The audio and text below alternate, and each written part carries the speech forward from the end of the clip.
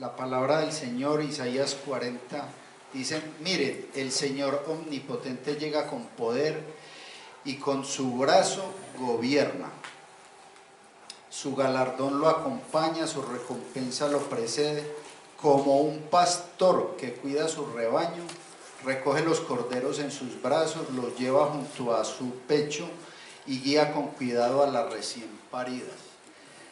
Con esa esperanza que trae la palabra del Señor vamos a recibir esa bendición que Él ha traído el día de hoy a través de su palabra, poniendo en sus manos la bendición que va a traer por el pastor Raúl, por esa bendición que Él puede traer hoy a nuestra necesidad, a nuestras vidas, sabiendo que aún en el panorama desconsolador y turbio de estos días, con todo lo que tiene que ver con este tema de elecciones, de decisiones, el Señor Todopoderoso es el que gobierna y es su mano extendida y es su pecho el que está puesto para brindarnos y para depositar en Él nuestra confianza. Señor, permítenos recibir esa bendición a través de tu palabra, a través de la exposición que nos traes, a través del pastor Raúl, y bendice a esta comunidad a través de él. Dale denuedo, dale tranquilidad y reposo en esta tarea preciosa que has encomendado para él el día de hoy. En el nombre de Jesús y con el poder de tu Santo Espíritu, te lo pido. Amén.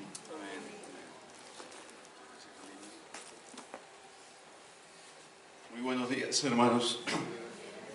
¿Cómo están? Bien. ¿Animados? ¿Sí? Bueno, vamos a escuchar lo que el Señor tiene para nosotros. Estamos en la serie de Marcos y personalmente he sido muy desafiado con esta serie, especialmente en estos primeros capítulos que estamos viendo, que hablan mucho sobre ¿qué?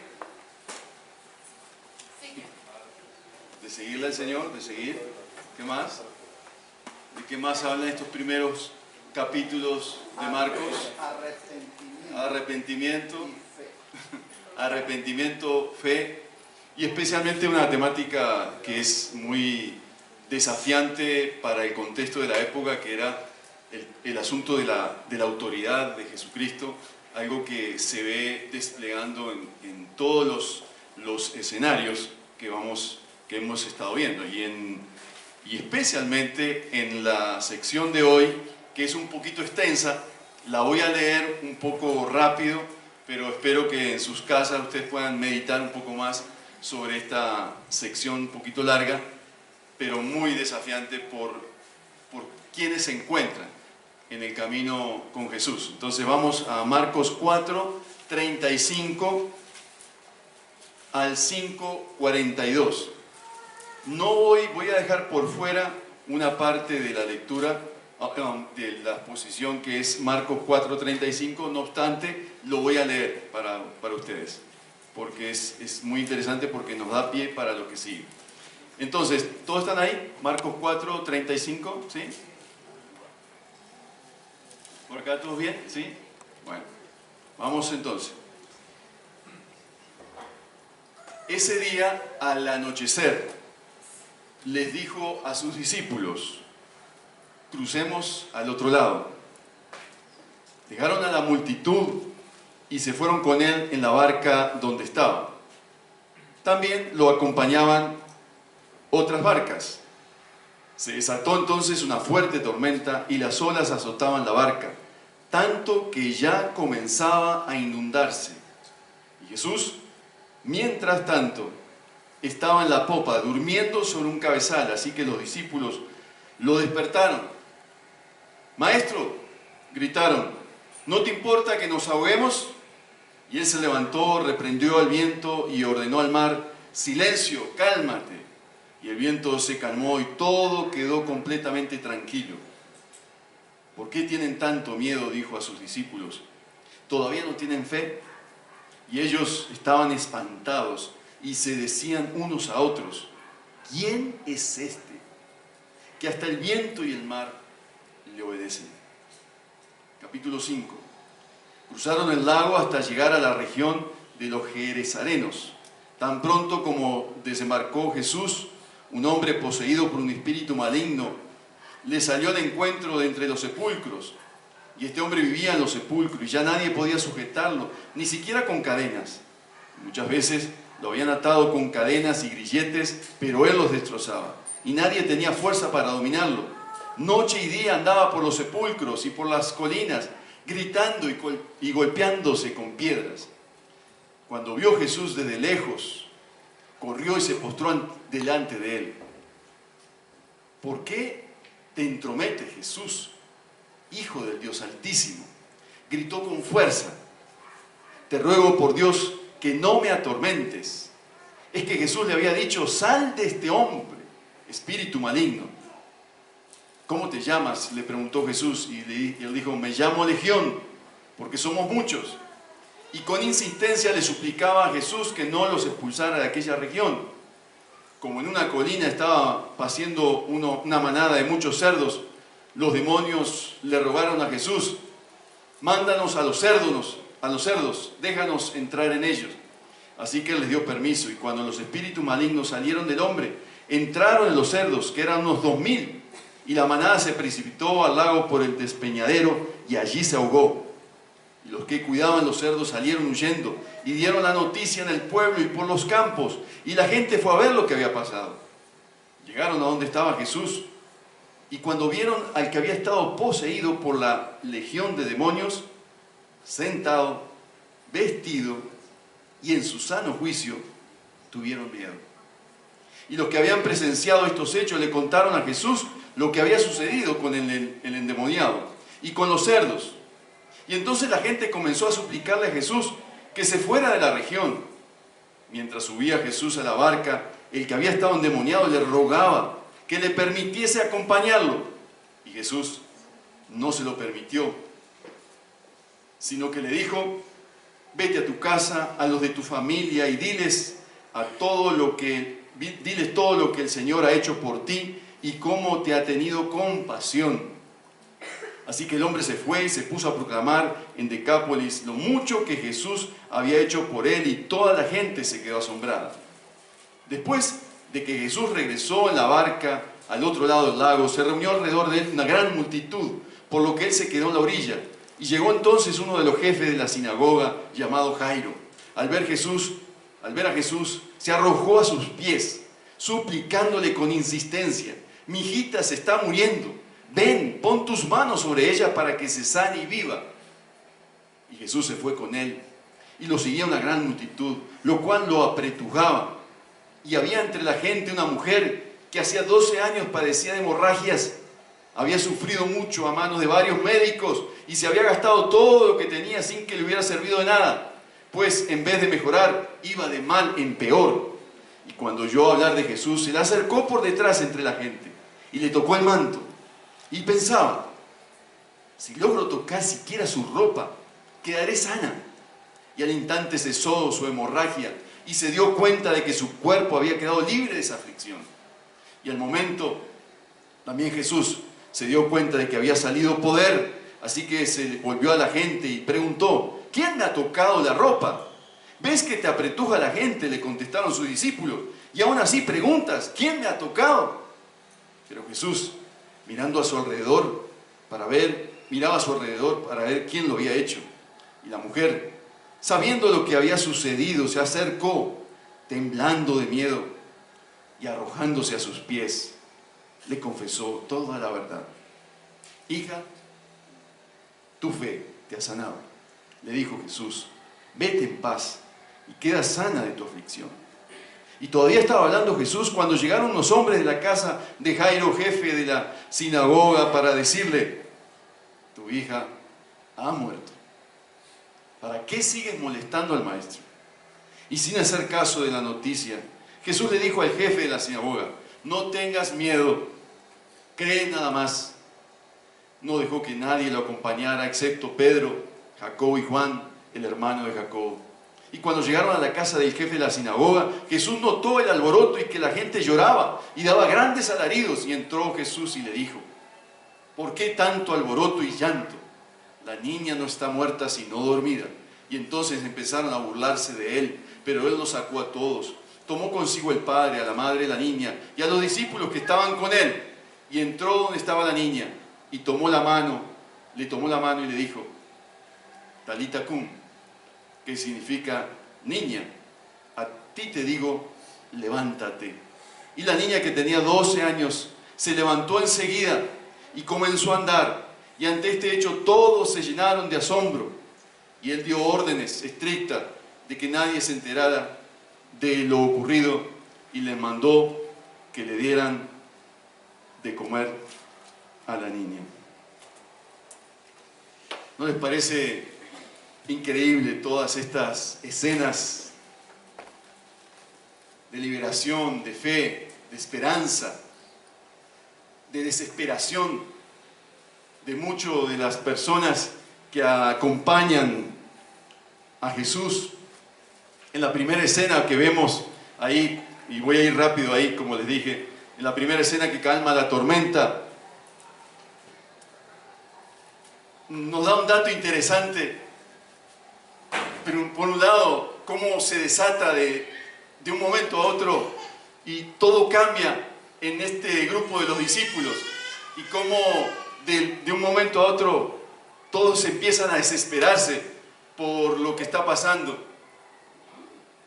Un detalle que me llama la atención, y estos pasajes tienen muchos detalles, esperamos cubrir algunos de ellos, no todos, pero me llama la atención el cansancio de Jesús a un punto tal que la semejante tormenta que atormenta a los discípulos, que los pone a sus discípulos a naufragar en la fe, para citar un poco este momento, no despierta a Jesús. Y uno empieza a preguntar, bueno, ¿por cuál es el cansancio de Jesús? Y noten que desde el capítulo 4 lo que rodea a Jesús son multitudes. Jesús viene enseñando. Y es acá donde Jesús no enseña. Es a partir de estos capítulos y estas escenas donde Jesús no enseña. Donde Jesús va con personas a su lado que tienen diferentes situaciones y diferentes momentos.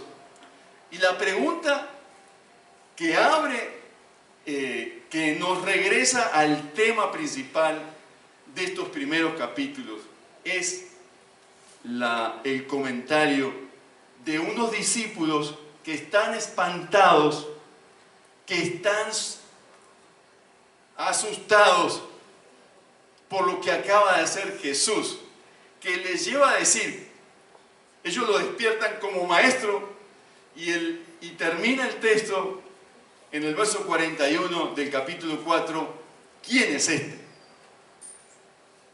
Y ese es como lo que abre la pregunta, y con la cual Marcos nos empieza a meter curiosidad a nosotros mismos, de manera tal que uno se pregunta, bueno, al final de cuentas, ¿quién es este? ¿Quién es Jesús para ti, para mí? En mi vida diaria, en mis circunstancias, en los momentos difíciles, en los momentos que paso bueno, ¿quién es Jesús? Y en el primer escenario nuestro es la liberación de un endemoniado. El detalle no es menos importante de la situación que pasa, lo que pasa aquí, que dice, cruzaron el lago. Y cuando nos dice cruzaron el lago, hay un debate enorme de dónde exactamente está Jesús. Lo que uno concluye que Jesús está, si usted ve el mapa del lago de Genesaret, en la Biblia, en la partecita de arriba, está a la derecha, en una región que se conoce como Decápolis. Y Decápolis son 10 ciudades grandes, caracterizadas ¿por qué?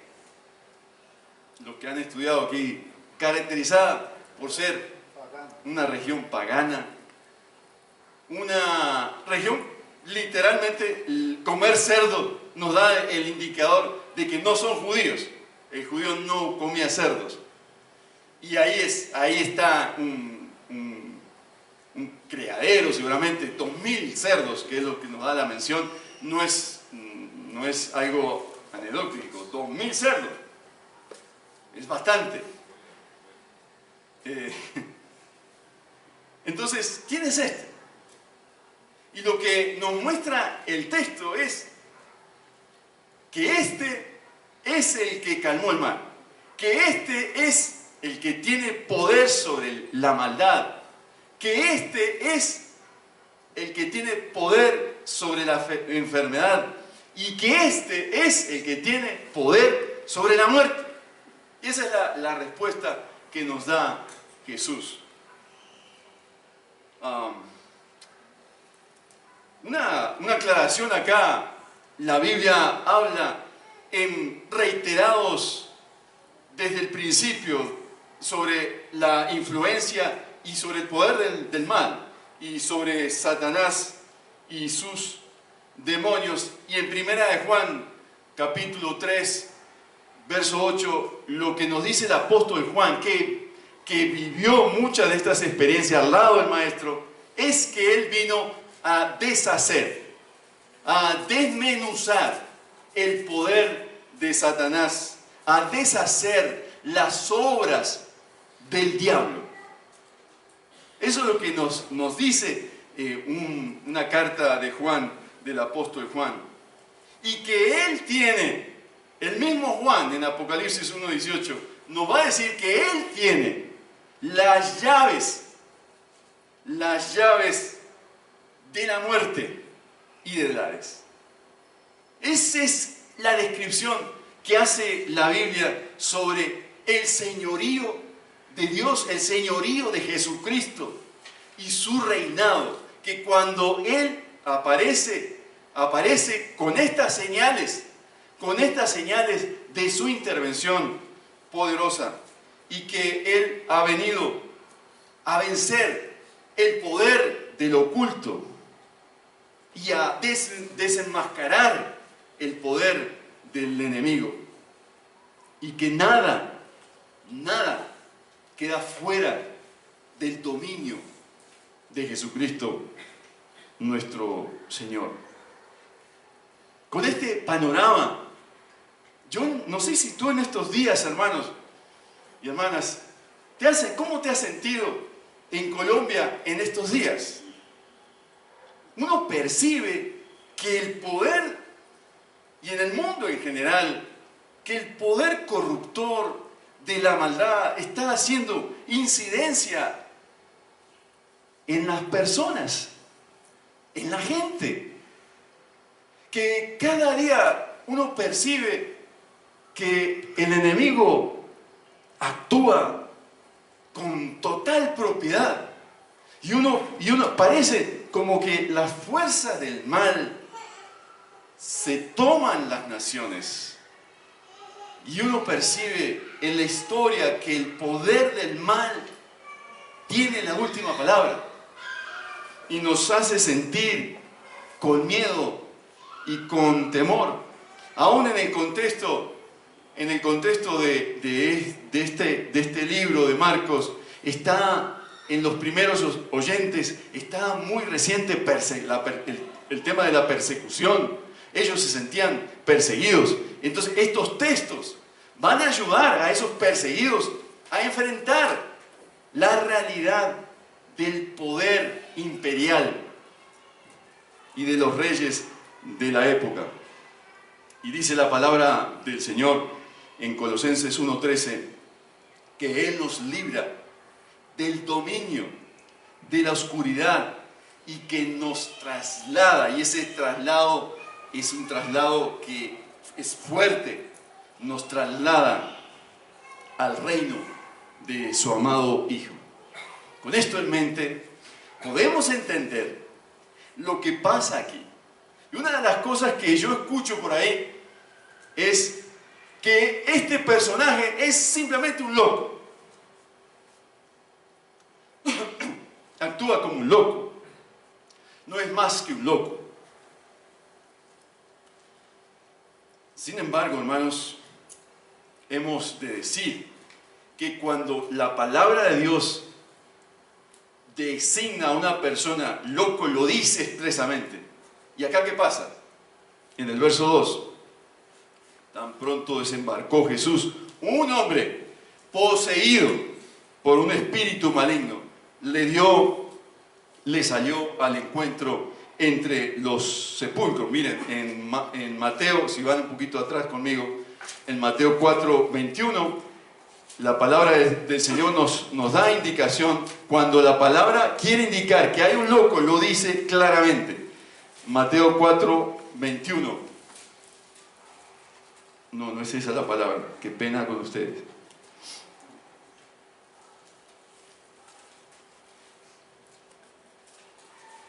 No ese es el texto bíblico, qué pena, se los voy a deber.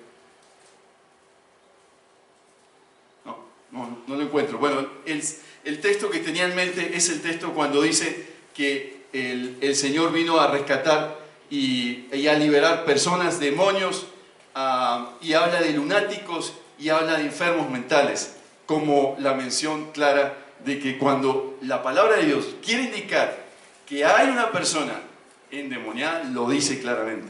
Y cuando quiere indicar que hay un lunático, estamos en presencia de un lunático, lo dice claramente. Y eso es lo que quería animarles a pensar. Lo extraño de este hombre, no sé si lo pueden percibir ahí, lo extraño de este hombre es que él andaba en sepulcro, y lo menciona en varias oportunidades, dice que andaba en sepulcro. Pero lo extraño de este hombre es que se esconde de los hombres y que llega a ser un perjuicio para la región, que crea mucha inseguridad en las personas. Lo extraño de este hombre es que ¿qué hace este hombre? Sale al encuentro del Señor. El verso 2, Marcos lo resalta, da como una versión, da como una descripción de quién es este hombre, y vuelve en el verso 6, dice, cuando lo vio Jesús de lejos, corrió y se postró delante de él. En la descripción que hace de este personaje, Mateo da la descripción de que son dos. Aquí es uno, quizás sea el principal, no sabemos, porque Marcos recoge uno solo, pero tiene una mirada un poquito diferente a la de Mateo. Lo que nos permite mirar a este personaje, lo extraño de este personaje, la fuerza descomunal, es que nadie podía sujetarlo, que lo ponían con cadenas y que desmenuzaba las cadenas, lo ponían con grilletes y los sacaba, los destrozaba, dice literalmente la palabra, y que noche y día, miren la condición humana de este hombre, noche y día andaba. Era un esclavo, completo esclavo, que andaba por los sepulcros, por las colinas, gritando y golpeándose con piedras. Ustedes recuerdan un escenario en Hechos 16, cuando el apóstol Pablo llega a una región y una mujer, y se encuentra con una mujer que está endemoniada, una pitonisa, y le dice: ¿qué haces aquí, hijo de Dios? ¿Qué haces, servidor del Altísimo? Y Pablo la reprende y se arma tremendo escándalo. Aquí hay algo parecido, hermanos. Aquí hay un hombre que no tiene dominio de sí mismo, que está esclavo, que se golpea y por el cual la sociedad no da ninguna esperanza sobre él, que atenta sobre sí mismo, y que sin embargo, en esa contradicción de la vida que él tiene, ve a Jesús y se postra delante del Señor. Ellos gritan y señalan quién es Jesús. Y la descripción que hace es hijo del Dios Altísimo. Te ruego por Dios que no me atormentes. Y la palabra de Jesús firme que me sorprende del verso 8 es: sal de este hombre, espíritu maligno. Hay veces uno ve a veces escenas donde hay mucho teatro de predicadores que no sé si quieren realmente exaltar al Señor, pero que hacen mucho teatro alrededor de una escena de liberación. Y acá Jesús da esas palabras: sal de este hombre, suelta a este hombre, sé libre. Este es Jesús. Y se produce la liberación, no sin antes un diálogo un poco extraño, porque obviamente parte del problema es que se sentían desalojados, y de hecho los demonios se sienten desalojados. La descripción que hacen es que son muchos, y bueno, va todo el encuentro piden que el Señor los deje residir en un cerdo, y se produce toda esa escena tremenda de que en una colina estaban paciendo la manada de cerdo y caen al mar. Es interesante que el mar es como un elemento que aparece acá en varias oportunidades. El mar como algo que traga, donde los discípulos se sienten amedrentados y no saben qué hacer. Y aquí el mar son enviados los cerdos, y se produce toda esta escena.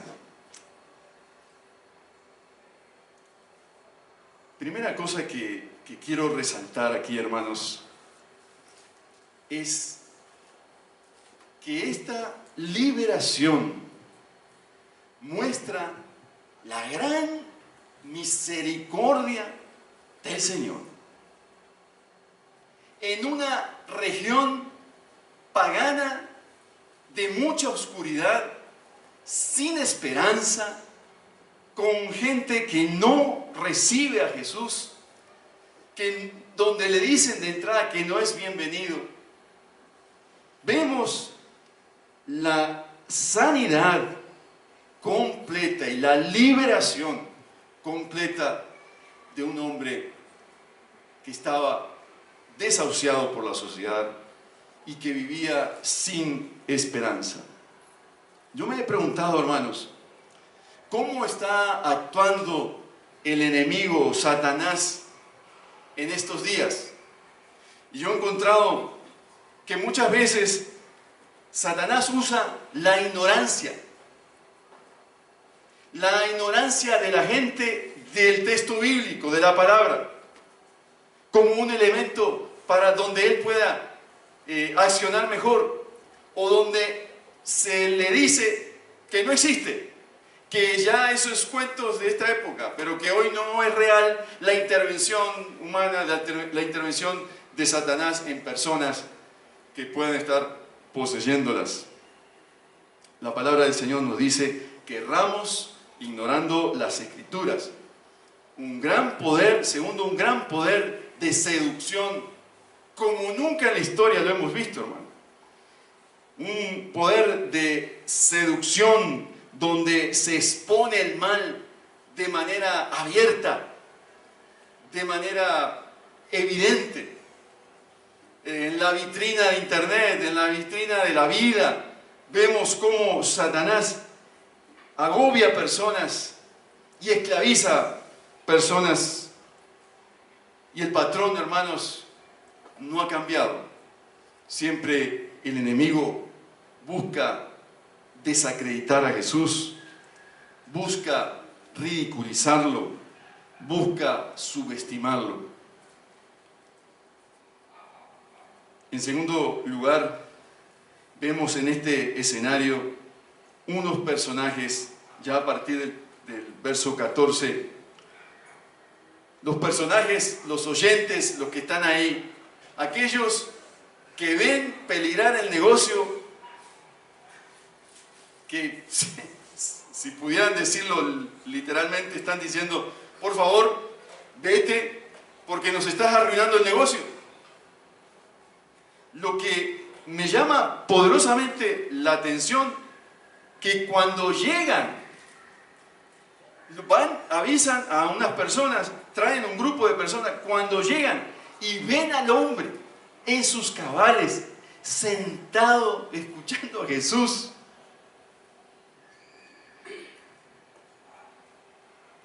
Cuando vieron a aquel poseído por la legión de demonios, sentado, vestido y en su sano juicio, tuvieron miedo. Noten que los discípulos tienen miedo también cuando ven el actuar de Jesús extraordinario. Y estas personas no se alegran. No se alegran del milagro que ha ocurrido. En Mateo dice que eran dos iguales a este. Y no se alegran. ¿No les parece increíble, hermanos, que un suceso de esta naturaleza, a ellos lo único que les hace pensar es que se ha perdido un acto de cerdos, pero el increíble acto de misericordia de Dios no es visto, no es señalado? Hermanos, tal puede ser la realidad de incredulidad en una sociedad que no logran ver el poder del Señor actuando en la vida de una persona. He escuchado muchos testimonios de muchos jóvenes al cual el papá les ha dicho: preferiría verte alcohólico, drogadicto, que entregado a Jesús. Es lo mismo. Nuestra sociedad, como decía un autor uruguayo, nuestra sociedad está patas para arriba, llamando a lo bueno malo y a lo malo bueno. Hermanos, este poder restaurador de Jesús no es suficiente para estas personas. Estas personas no se quieren arrepentir. Estaba escuchando, anoche nos trasnochamos con mi esposa mirando las honras fúnebres de Billy Graham, el predicador, uno de los predicadores más sobresalientes del siglo XX. Y él dice que él, en parte de una biografía que estaba leyendo también acerca de Billy Graham, dice que él tuvo una oportunidad de testificarle a Marilyn Monroe. Estaba llevada esa mujer, pero él tuvo una oportunidad ahí de hablarle. Un día en un concierto le habló. ¿Y qué le dijo Marilyn Monroe? Yo no necesito a Jesús. Y tristemente, ¿no? No necesito a Jesús.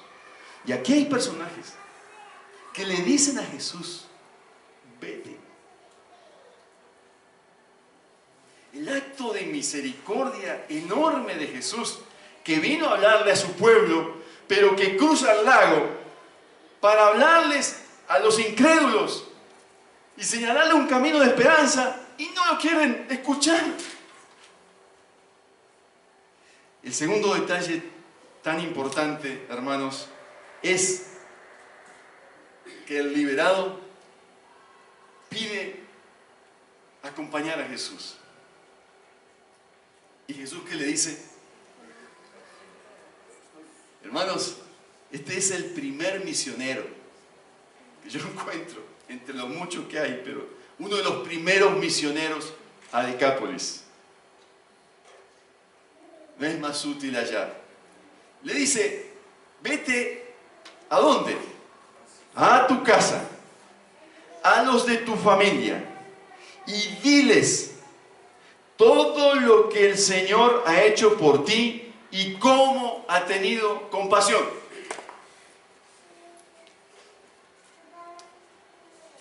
Ay, hermano, qué especial es el Señor. Finalmente, hay ya en el verso 21 hasta el 42, hay una serie de encuentros del Señor con varias personas que están quebrantadas y necesitadas. Uno es, ¿un qué? A ver si fueron conmigo en la lectura. Verso 21, un principal de la sinagoga. Luego, una mujer, un relato metido en un relato, ¿no? Y finalmente, obviamente, la hija del principal. Entonces voy a mirar así los tres. ¿Cómo llega Jairo?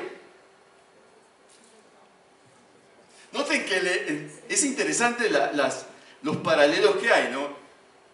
Jairo está...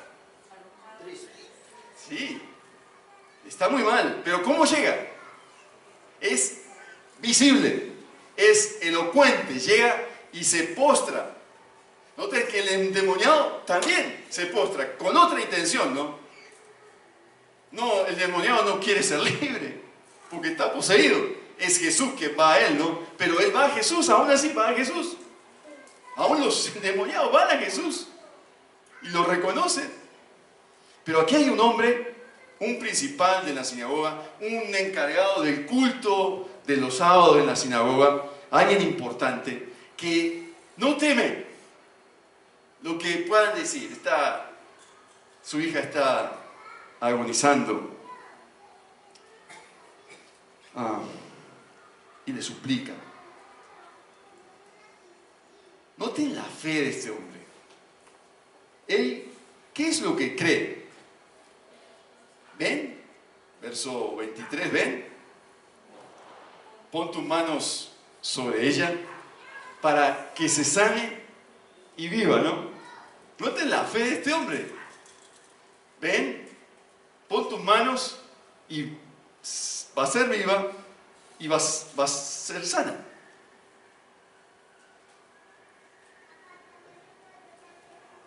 Yo quisiera ser como Jairo, hermano. Esa absoluta confianza que el Señor va a poner sus manos, y una persona va a ser sana y salva. Yo quiero tener esa fe de Jairo. ¿Tú no quieres tener esa fe de Jairo? Luego hay una mujer. Entre otras cosas está metida ahí en la multitud. Esta mujer, a diferencia de Jairo, esta mujer, ¿qué pasa? ¿Está qué? No está oculta, ¿no? Está escondida. Pero ¿cuál es la fe de esta mujer? ¿Ah? Sí, bueno, algunos dicen que es como supersticioso eso. Pero noten, si yo al menos le toco el manto, voy a ser sano. De nuevo, soy exhortado. ¿Hasta dónde tengo esa fe tan sutil ahí, tan especial de esta mujer, de pensar que si estoy cerquita y así no me ve, yo sé que me va a sanar?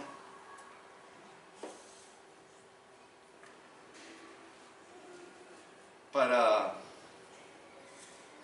cuestión de males, tenía un problema que hacía 12 años que la acompañaba. Una hemorragia constante. Marcos, como siempre, nos da detalles que algunos otros sinópticos escritores no nos dan. Por ejemplo, en Lucas simplemente señala que era una mujer con problemas y lo deja ahí. Dicen que Lucas era médico, ¿no? Aquí Marcos dice, y yo como que yo pienso esto, ¿no? Como que yo voy a aclarar algo que Lucas no dijo, que se había gastado la plata en médicos, que se había gastado todo lo que tenía. Vamos a aclararle a Lucas, a complementar a Lucas. que le faltó decir algo. Marcos es más preciso, lo cual marca la evidencia de ¿qué, hermanos? De sufrimiento, al punto que el Señor hace mención como de azote, de aflicción. En algunas versiones habla así como de azote, de una aflicción tal que te tiene encorvado y azotado. Lo que nos hace pensar de esta mujer es que es tan sencilla, su vida ignorada, rechazada seguramente, como que no quiere hacerle perder tiempo al maestro, ¿no? Al final de cuentas, mi dolor, yo no quiero que importunar al Señor con mi problemita, que problemita de 12 años, pero problemita al fin. No quiero importunarlo al maestro, no quiero demorarlo. Yo me imagino ahí Jairo acompañando a Jesús y sintiendo, uy, este está como demorando mucho acá. Donde siga haciendo estas paradas, mi hija se muere y está agonizando. Entonces tenemos como contrastes ahí. Se acerca a Jesús silenciosamente y Jesús ¿qué hace? La saca de su anonimato y ahí públicamente le llama hija y le dice: tu fe te ha sanado, vete en paz y queda sana de tu aflicción, o como dicen otras versiones, de tu azote. Y en eso llegamos al escenario donde está una niña y le trae la noticia de que, bueno, ya, se murió. Y lo que me pareció tan duro, ese comentario, ¿no? Tu hija ha muerto, ¿para qué sigues molestando al maestro? ¿No me parece duro eso? Y el Señor, que es maestro en sensibilidad, le dice: no tengas miedo, cree nada más. Y al final pronuncia la oración. Ella, en un ambiente muy íntimo, se encierra con sus discípulos, con la mamá, el papá y 3 discípulos, y ahí le dice: levántate. Y en un entorno muy íntimo, a diferencia del anterior, la niña es sanada. Me ha impactado mucho, hermanos, el testimonio, como dije al principio, de Billy Graham.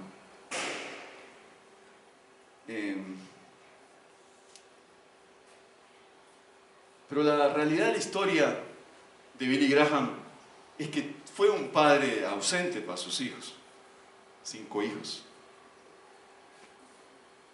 Y la gran protagonista de la historia de la vida de Billy Graham, dicho por él también, fue su esposa, Ruth.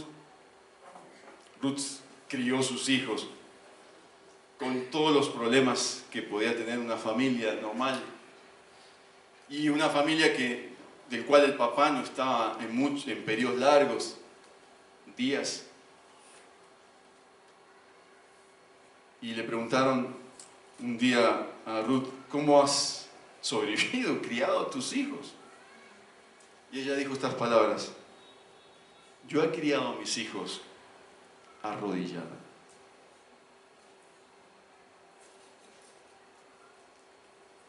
Hermano, yo no sé cómo tú llegas con estos relatos. En varias oportunidades el Señor dice a estas personas: no temas, cree, no tengan miedo. Una señora, ayer que yo fui a buscar a mi esposa, estaba en un retiro, y mientras salían las señoras, retiro de damas, escuché a una mujer decir esto: estuve muchos años viviendo en un hueco, y hoy el Señor me sacó de ese hueco. Y lo dijo de una forma, hermanos, que me impactó.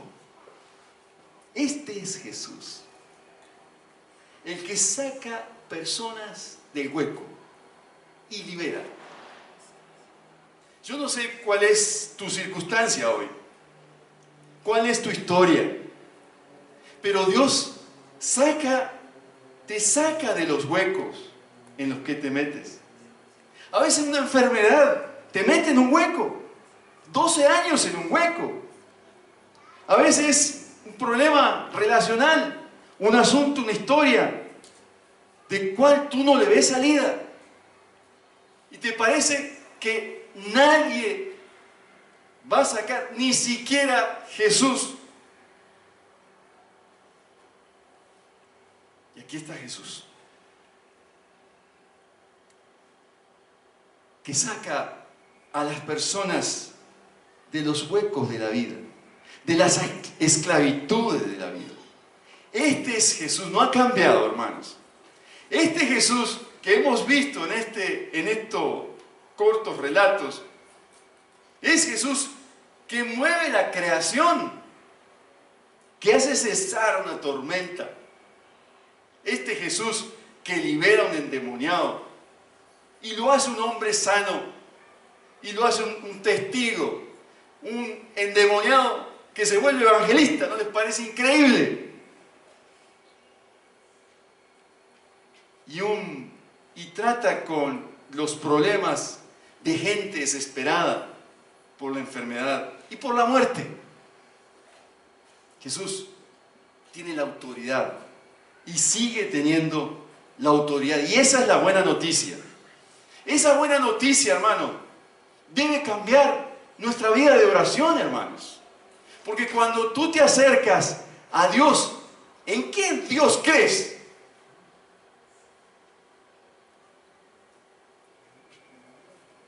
¿En qué Dios crees?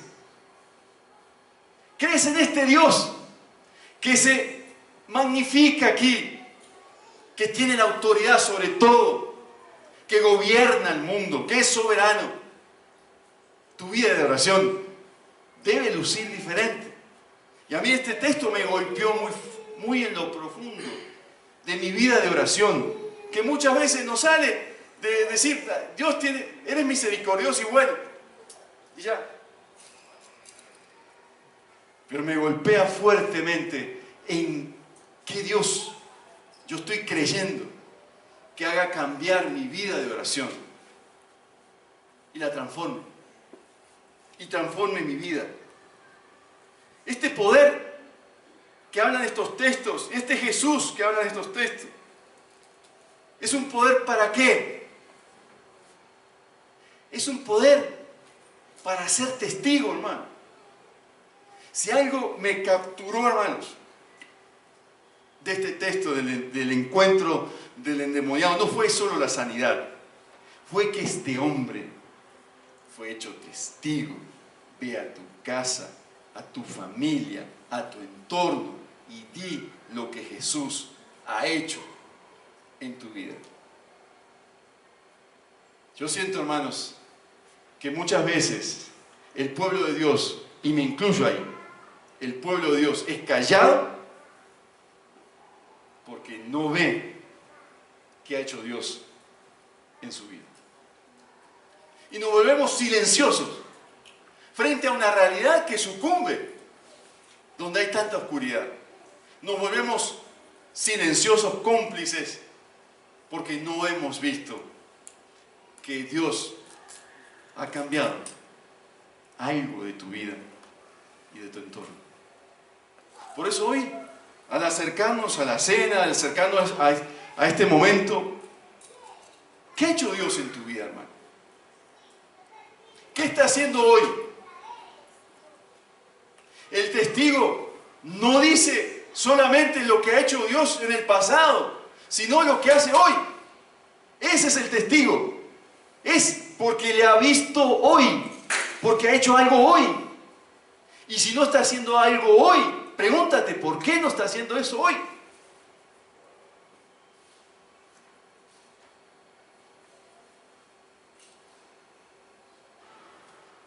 Finalmente, hermanos, este texto me anima tanto, hermanos. En mi necesidad de ser fortalecido mientras espero, me identifiqué con Jairo inmediatamente. Porque me puse en la piel de él. Y yo no tengo hijos, pero si tengo una niña de 12 años, verla sufriendo, ¿qué no hace un padre por una hija, no? Hace un rato vi a alguien que salió corriendo allá, porque no sé, él dijo que estaba haciendo por ahí, montado en algo, y salió corriendo, y todos nos asustamos. ¿Qué no hace un padre por un hijo, una hija?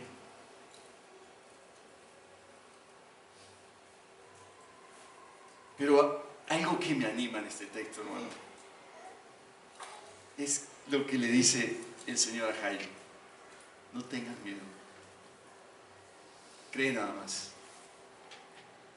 Mientras vamos, que la espera puede ser larga, mientras vas, yo estoy contigo. Yo estoy ahí. Mientras esperas, yo te fortalezco. Lo más difícil para nosotros es esperar, ¿no? Esperar con fe. Esperar confiados. Yo sé en el Dios que he creído. Yo sé en este Jesús. Este Jesús es el mismo. Ayer y hoy siempre. Y por siempre. Por tanto, espero con fe. Porque este es. ¿Quién es este? Este es el Hijo de Dios. El Rey de Reyes. El Señor de Señores. Que calma vientos, tempestades, que sana, que restaura, que pacifica, que reconcilia, que ha vencido la muerte, que ha vencido el mal, que tiene el poder para salvarnos. Su amor, su compasión está para ti hoy, para todos los que estamos aquí, para los enfermos, para los sanos, para los perniquebrados, para los que estamos luchando, para los débiles. Está ahí. Si en este día el Señor está haciendo algo, ¿por qué no testificas de lo que el Señor está haciendo en tu vida?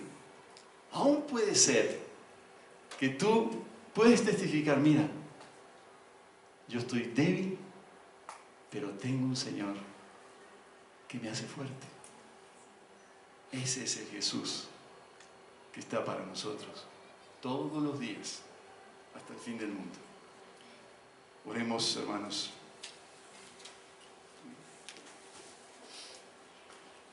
Ay, Señor, nos presentamos delante de ti en esta mañana. Gracias por Jesucristo. Padre Celestial, gracias por enviar a Jesucristo, que estuvo entre nosotros, sanando, liberando, trayendo paz en la tormenta. Hoy me arrepiento, Señor,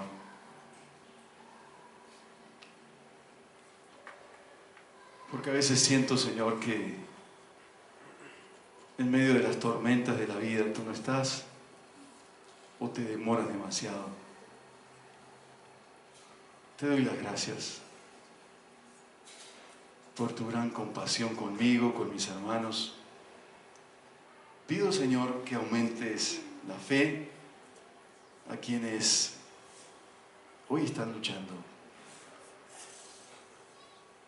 Aquellos que gritan, ¿dónde estás? que llegues con poder, que llegues ahí diciendo: no temas, aquí estoy.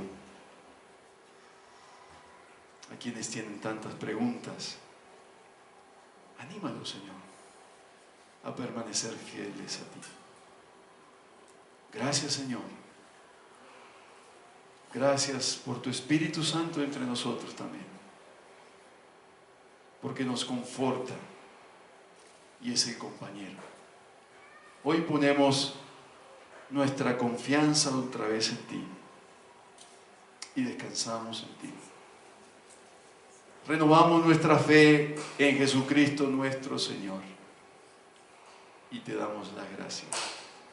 Y prepáranos, Señor, para este tiempo de compartir tu cena, Señor. En el nombre de Jesús. Amén.